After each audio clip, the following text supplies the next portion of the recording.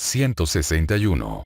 Shigellosis. El descubrimiento de Shigella como microorganismo causal de la disentería, un síndrome clínico caracterizado por fiebre, cólicos y defecaciones frecuentes de poco volumen, sanguinolentas y mucopurulentas, se atribuye al microbiólogo japonés Kiyoshi Shiga, quien en el año 1897 aisló el bacilo de Shiga, conocido hoy en día como Shigella dysenteriae tipo 1, de las defecaciones de pacientes durante una epidemia prolongada y devastadora de disentería. Shigella no puede diferenciarse de Escherichia coli con la hibridación de ácido desoxirribonucleico y constituye una especie distinta solo en términos históricos y clínicos. Definición. Shigella es una bacteria gram negativa que no forma esporas y que, a diferencia de Escherichia coli, no es móvil y tampoco produce gases de azúcares, no genera descarboxilato de lisina ni hidroliza la arginina. Algunos serotipos producen indol y cepas ocasionales utilizan acetato de sodio.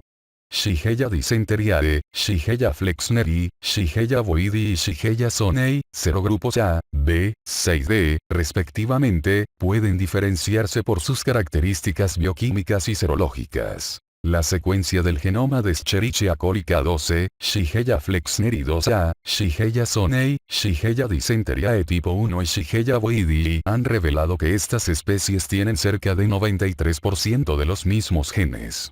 Las tres firmas genómicas principales que distinguen a Shigella son: 1. Un plásmido de virulencia de 215 kilobases que porta la mayor parte de los genes necesarios para la patogenicidad, en particular su capacidad invasora. 2. Falta o alteración de las secuencias genómicas que codifican productos, por ejemplo, lisina descarboxilasa, que, si se expresan, reducirían la patogenicidad. Y 3. En Shigella dysenteriae tipo 1, la presencia de genes que codifican la toxina Shiga, la cual es una citotoxina potente. Epidemiología. El tubo digestivo del ser humano constituye el mayor reservorio de Shigella, que también se encuentra, aunque con poca frecuencia, en los primates superiores.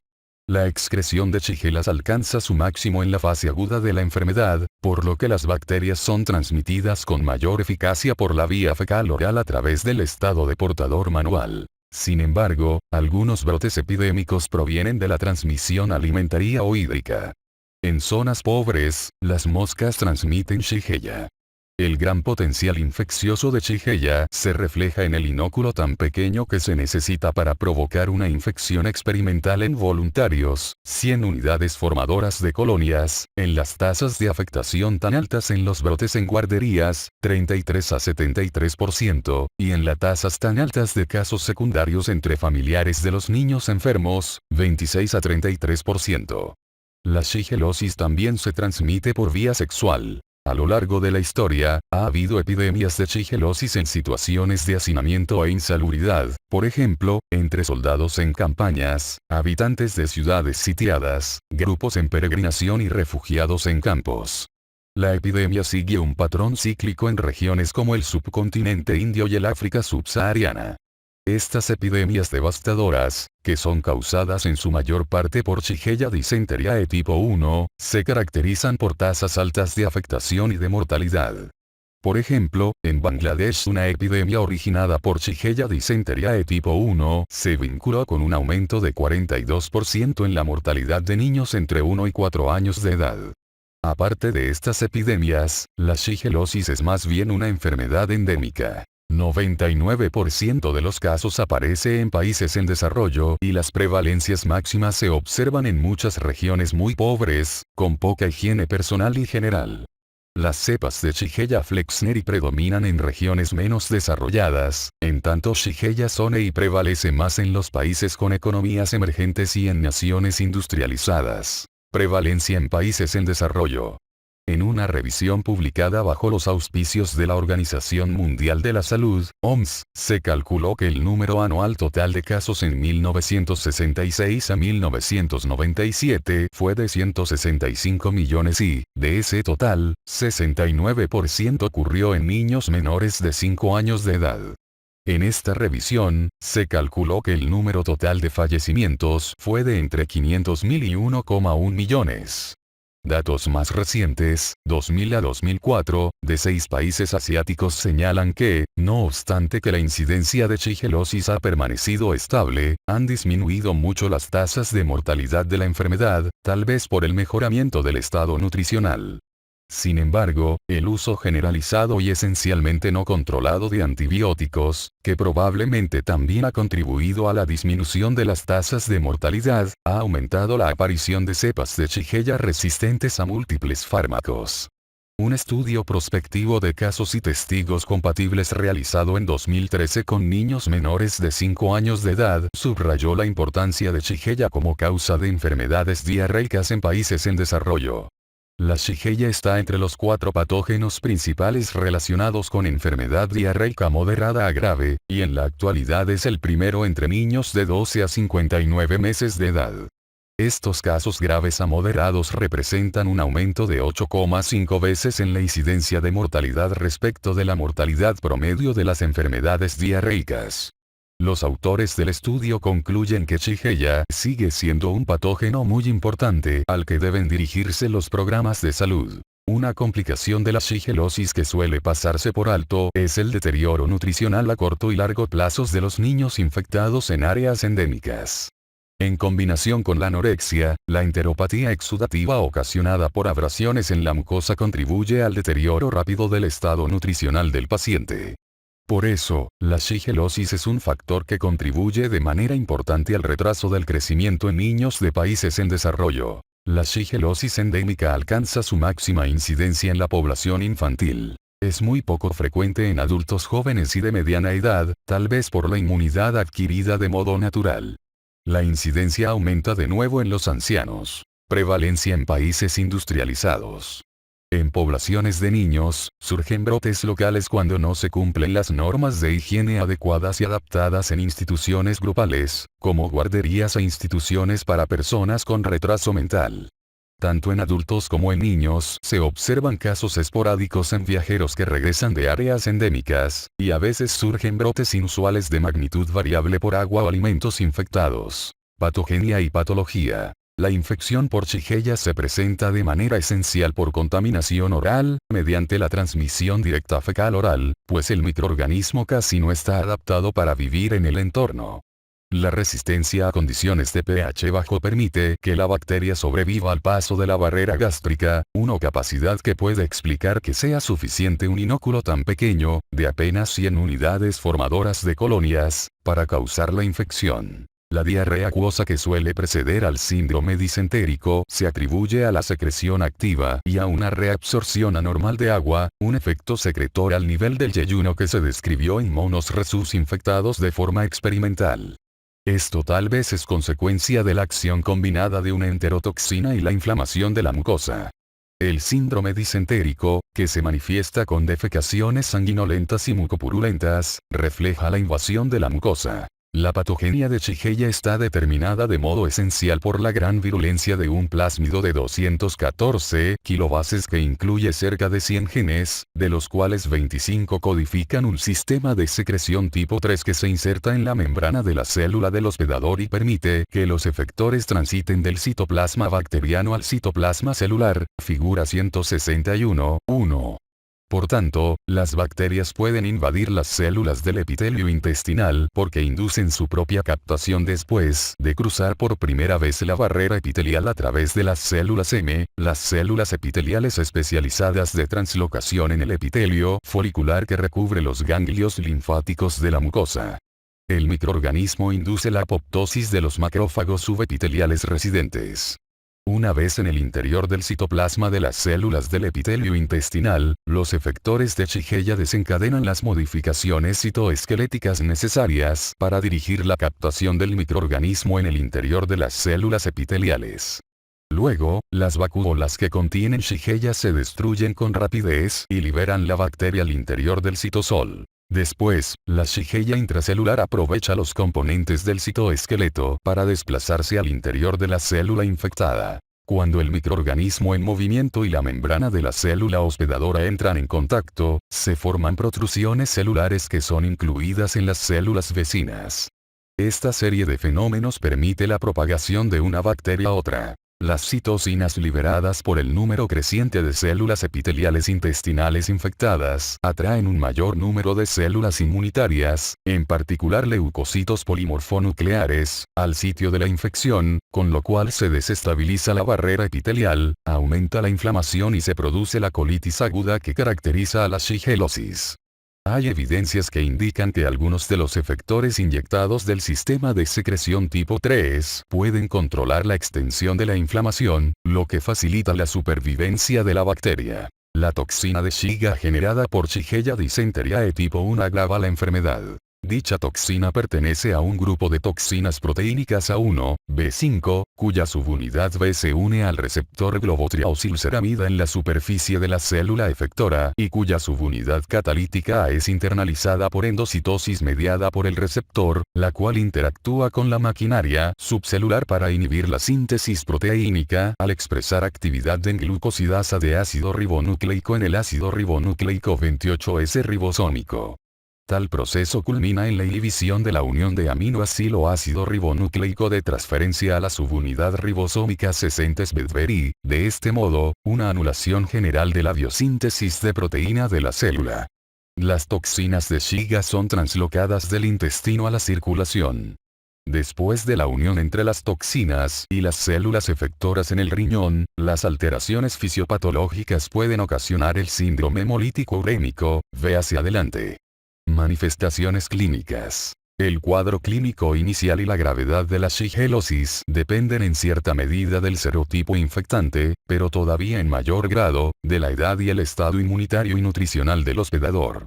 La pobreza y la falta de higiene guardan una relación esencial con el número y la gravedad de episodios diarreicos, en especial en niños menores de 5 años que ya no lactan. En general, la shigelosis evoluciona en 4 fases. Incubación, diarrea acuosa, disentería y fase posinfecciosa. El periodo de incubación suele durar 1 a 4 días, pero puede prolongarse hasta 8 días. Entre sus manifestaciones características iniciales están fiebre transitoria, diarrea acuosa que desaparece por sí sola, malestar general y anorexia. Los signos y los síntomas pueden ir de molestias abdominales leves a cólicos intensos, diarrea, fiebre, vómito y tenesmo. Las manifestaciones casi siempre son más graves en los niños, en quienes se alcanzan temperaturas de 40 a 41 grados centígrados y anorexia más profunda, así como diarrea acuosa. Esta fase inicial puede constituir la única manifestación clínica de la shigelosis, en particular en países desarrollados.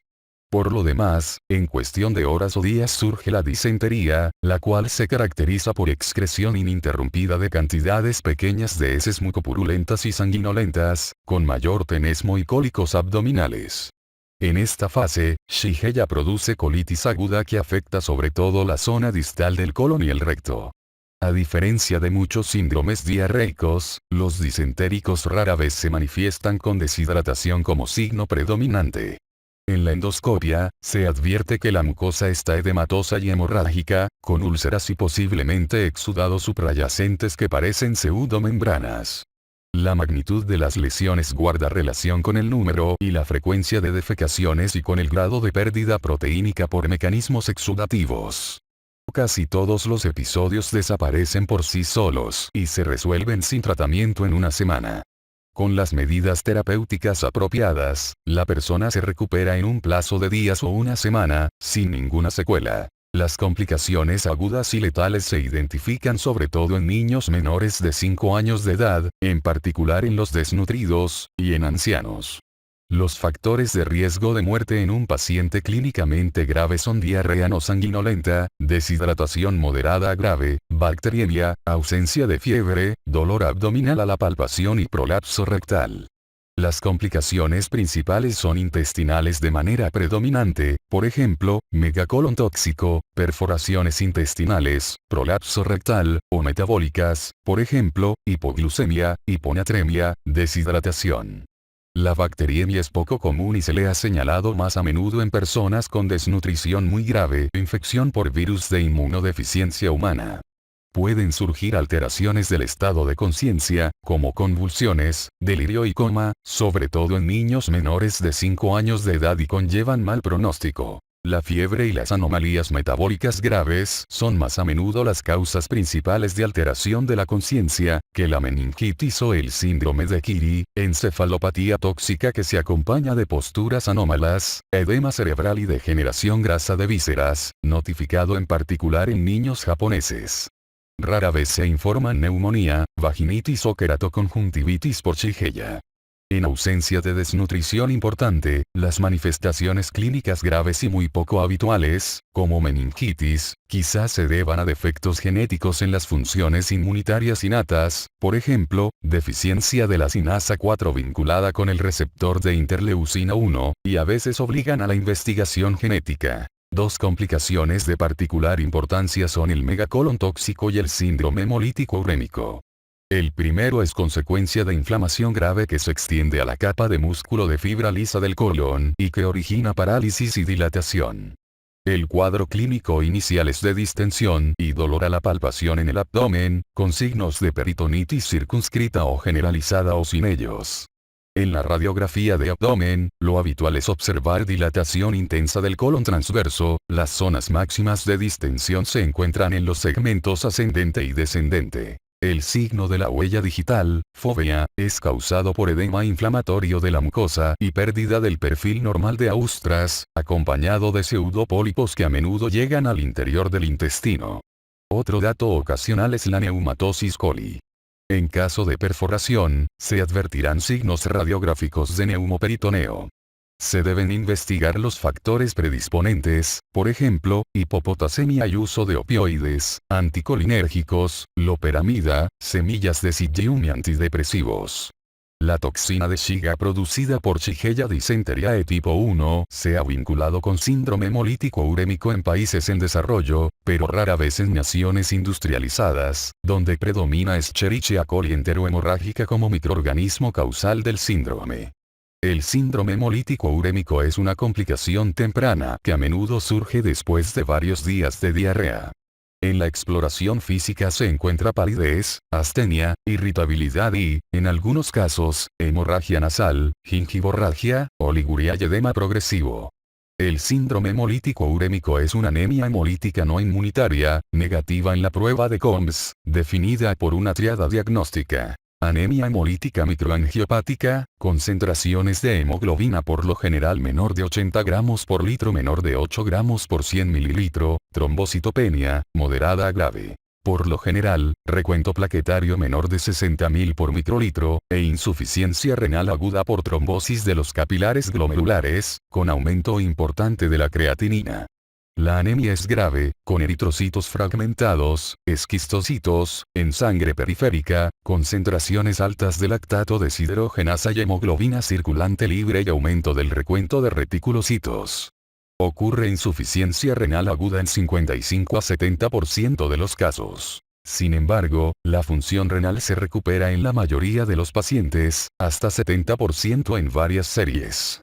Junto con el síndrome hemolítico urémico, en ocasiones se observa reacción leucemoide con recuentos de leucocitos de 50.000 por microlitro. La complicación inmunitaria posinfecciosa conocida como artritis reactiva puede aparecer semanas o meses después de la shigellosis, en especial en pacientes con expresión de antígeno de histocompatibilidad antígeno leucocitario de histocompatibilidad B27. Cerca del 3% de personas infectadas por Shigella flexner y más tarde presenta el síndrome, con artritis, inflamación de ojos y uretritis, cuadro que a veces dura meses o años y que evoluciona hasta artritis crónica difícil de tratar.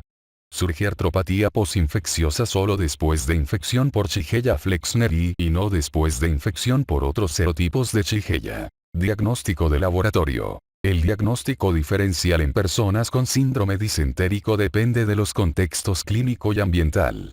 En áreas en desarrollo, deben tenerse en mente las diarreas infecciosas causadas por otras bacterias patógenas invasoras, Salmonella, Campylobacter jejuni, Clostridium difficile, Yersinia enterocolítica, o parásitos, Entamoeba histolítica. Solo el análisis bacteriológico y parasitológico de las heces permite verdaderamente distinguir entre esos microorganismos patógenos. Debe pensarse en enfermedad intestinal inflamatoria, como enfermedad de Crohn o colitis ulcerosa, capítulo 319, en personas de países industrializados. A pesar de la similitud de los síntomas, la anamnesis permite distinguir entre shigellosis, que suele aparecer después de un viaje reciente a un área donde es endémica esta infección, y estos otros trastornos. En la parasitosis por entamoeba histolítica, el análisis microscópico de heces muestra la presencia de trofozoitos que fagocitan eritrocitos con muy pocos leucocitos polimorfonucleares, en tanto que las infecciones bacterianas enteroinvasoras, en particular shigellosis, se caracterizan por recuentos altos de leucocitos polimorfonucleares en cada campo microscópico. Como la shigellosis a menudo se manifiesta solo con diarrea acuosa, es indispensable tratar siempre de aislar Shigella. El método ideal para el diagnóstico de infección por Shigella es el aislamiento y la identificación del microorganismo patógeno en las heces. Una de las principales dificultades, en particular en áreas endémicas donde no es fácil contar con estudios de laboratorio, es la fragilidad de Shigella, y es común su desaparición durante el transporte, en especial con los cambios rápidos de temperatura y pH. En ausencia de un medio enriquecido fiable, puede utilizarse un medio de Cavi-Blair o un oxalino amortiguado con glicerol, pero es esencial la inoculación rápida a un medio de aislamiento. La probabilidad de aislamiento es mayor si la muestra se obtiene de heces que contienen una proporción más alta de material sanguinolento o mucopurulento. Pueden utilizarse muestras en fresco con hisopo porque ofrecen la tasa de éxito más alta para el aislamiento durante la fase aguda de la enfermedad. Los cultivos son positivos en menos de 5% de los casos y deben realizarse solo cuando un paciente presenta manifestaciones clínicas de septicemia grave. Además del procesamiento rápido, el uso de varios medios de cultivo aumenta la probabilidad de lograr el aislamiento. Un medio no selectivo, como agar de lactosa con púrpura de bromocresol. Un medio de baja selectividad, como el agar de maconqueyo con eosina azul de metileno, así como un medio de alta selectividad, como el agar de ectoen, salmonella shigella o agar de xilosalicina desoxicolato. Después de la incubación en estos medios de cultivo por 12 a 18 horas a 37 grados centígrados, aparece el crecimiento de Shigella en forma de colonias que no fermentan lactosa, que miden 0,5 a 1 milímetros de diámetro y que tienen superficie convexa, translúcida y lisa. Las colonias sospechosas obtenidas en medios no selectivos o de baja selectividad pueden cultivarse una vez más en medios de alta selectividad antes de realizar la identificación específica, o puede llevarse a cabo la identificación directa por medio de sistemas comerciales estándar con base en 4 características principales. Positividad para glucosa, por lo general, sin producción de gas, negatividad para lactosa, negatividad para ácido sulfídrico y falta de motilidad. Después, los 4 grupos de Shigella, AD, pueden diferenciarse por otras características.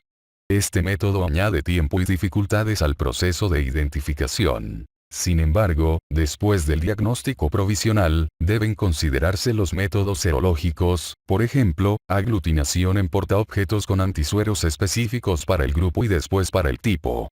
Es posible obtener con facilidad antisueros con especificidad de grupo. Por lo contrario, ante el gran número de serotipos y subserotipos, pocas veces se cuenta con antisueros con especificidad de tipo y son más costosos. Por ello, estos son del dominio de los laboratorios especializados. Tratamiento. Shigellosis. Susceptibilidad de Shigella a antibióticos. La shigellosis, por ser una enfermedad enteroinvasora, obliga a administrar antibióticos. Sin embargo, desde mediados de la década de 1960, un factor predominante en las decisiones terapéuticas ha sido la resistencia cada vez mayor a múltiples fármacos. Las tasas de resistencia dependen mucho de las áreas geográficas. A la resistencia a múltiples fármacos, contribuyen la propagación clonal de cepas particulares y la transferencia horizontal de determinantes de resistencia, en particular a través de plásmidos y transposones. El estado global actual, es decir, tasas altas de resistencia a los clásicos antibióticos de primera elección, como amoxicilina, ha hecho que se cambie rápidamente al uso de quinolonas, como ácido nalidíxico.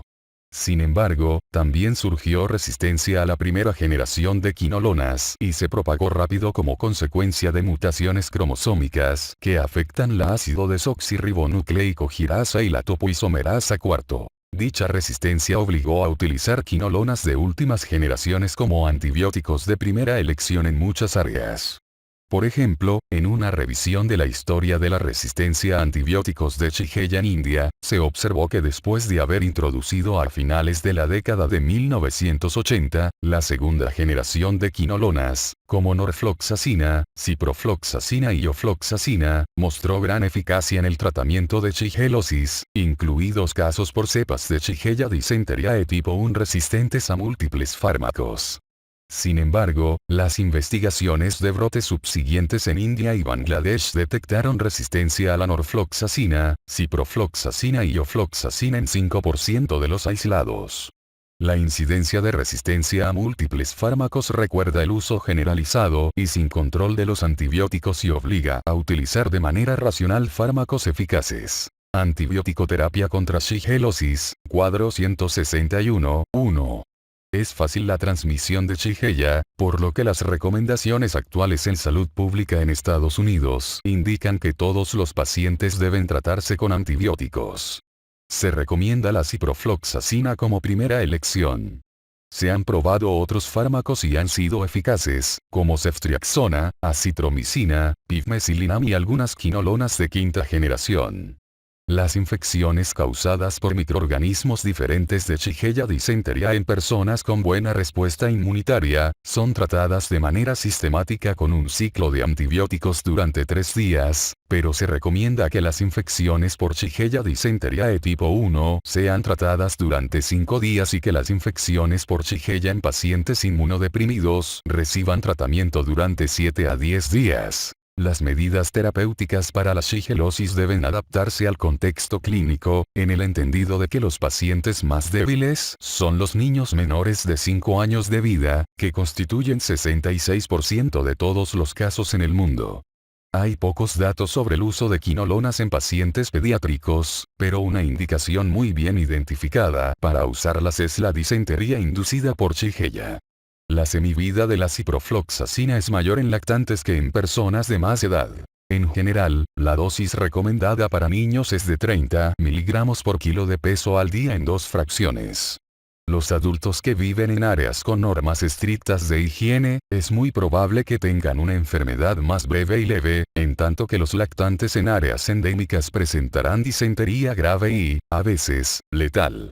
En el primer entorno, el tratamiento será mínimo y a menudo se obtienen las pruebas bacteriológicas de la infección después de la desaparición de los síntomas. En el segundo entorno, casi siempre se necesita tratamiento con antimicrobianos y medidas más radicales, que tal vez incluyan reanimación, rehidratación y nutrición. La infección por Shigella rara vez causa deshidratación importante. Son pocos los casos que exigen rehidratación intensiva, en particular en países industrializados. En naciones en desarrollo, la desnutrición es el principal indicador de muerte por diarrea, lo cual resalta la importancia de la nutrición al comienzo del tratamiento. La rehidratación debe llevarse a cabo por vía oral, a menos que el paciente se encuentre en coma o en estado de choque. Debido a que ha mejorado la eficacia de la solución de rehidratación oral de baja osmolaridad, en especial para niños con diarrea aguda no relacionada con cólera, ha hecho que la OMS y el UNICEF recomienden solución estándar con 245 mol por litro, sodio, 75 mol por litro, cloruro, 65 mol por litro, glucosa anhidra 75 mol por litro, potasio, 20 mol por litro, citrato, 10 mol por litro. En la shigellosis, puede afectarse de modo variable el transporte acoplado de sodio con glucosa, pero la forma más fácil y eficaz de rehidratación, en particular en casos graves, la constituye la rehidratación oral. Es importante iniciar la nutrición lo antes posible, una vez que se completa el ciclo de rehidratación inicial. La reanudación temprana del consumo de alimentos es segura, se tolera bien y brinda beneficios clínicos. El consumo de leche materna disminuye las pérdidas por diarrea y la necesidad de rehidratación oral en lactantes, por lo que habrá que continuarla de no haber contraindicaciones, por ejemplo, infección por virus de inmunodeficiencia humana en la madre. Tratamiento inespecífico sintomático. Se ha dicho que los fármacos antimotilidad intervienen en la prolongación de la fiebre en voluntarios con shigelosis. Se sospecha que estos fármacos agravan el riesgo de megacolon tóxico y, según expertos, han sido el origen de síndrome hemolítico urémico en niños infectados por cepas de Escherichia coli enterohemorrágica. Por razones de seguridad, las personas con diarrea sanguinolenta no deben consumir estos medicamentos. Tratamiento de complicaciones. No hay consenso con respecto al mejor tratamiento del megacolon tóxico. El paciente debe ser valorado con frecuencia tanto por el médico como por el cirujano. La anemia, la deshidratación y el déficit de electrolitos, en particular, la hipopotasemia, pueden agravar la atonía colónica y deben tratarse de forma activa. La aspiración nasogástrica ayuda a descomprimir el colon. No se ha demostrado que la nutrición parenteral sea beneficiosa. La fiebre que persiste mayor de 48 a 72 horas hace surgir la posibilidad de perforación o absceso localizado. Muchos estudios recomiendan la colectomía si persiste la distensión colónica mayor de 48 a 72 horas. Sin embargo, algunos médicos recomiendan continuar con el tratamiento médico hasta por 7 días si parece haber mejoría clínica pese a la persistencia del megacolon sin manifestaciones de perforación. La perforación intestinal, ya sea aislada o como complicación del megacolon tóxico, es indicación de tratamiento quirúrgico y medidas médicas intensivas. Es necesario tratar lo antes posible el prolapso rectal. Con guantes quirúrgicos o compresas de agua tibia, y el paciente en posición genupectoral, el médico reduce el recto prolapsado con suavidad a su sitio. Si es evidente el edema de la mucosa rectal, lo que hace difícil la reducción, puede iniciarse tratamiento osmótico con una compresa impregnada con solución tibia saturada de sulfato de magnesio. A menudo hay recurrencias del prolapso rectal, pero por lo general se cura cuando se resuelve la disentería. El síndrome hemolítico urémico debe tratarse con restricción de agua, lo cual incluye la interrupción de la solución de rehidratación oral y de alimentos ricos en potasio. Suele ser necesaria la hemofiltración. Prevención. Se recomienda lavarse las manos después de la defecación o de manejar heces de niños y antes de preparar los alimentos. Medidas que limitan la propagación de la infección durante brotes epidémicos de Shigella son la descontaminación de heces, por ejemplo, con hipoclorito de sodio, junto con un protocolo de limpieza por parte del personal médico y de los pacientes. Lo ideal es que los enfermos tengan cultivos negativos de heces antes de considerar curada la infección. Las recurrencias son poco comunes si se aplican de manera correcta las medidas terapéuticas y preventivas. Si bien se han producido varias vacunas atenuadas orales y parenterales y se encuentran en estudios clínicos, a la fecha no hay una vacuna contra la shigelosis. Dado el rápido progreso de la resistencia a los antibióticos, se necesita con urgencia una vacuna contra Shigella.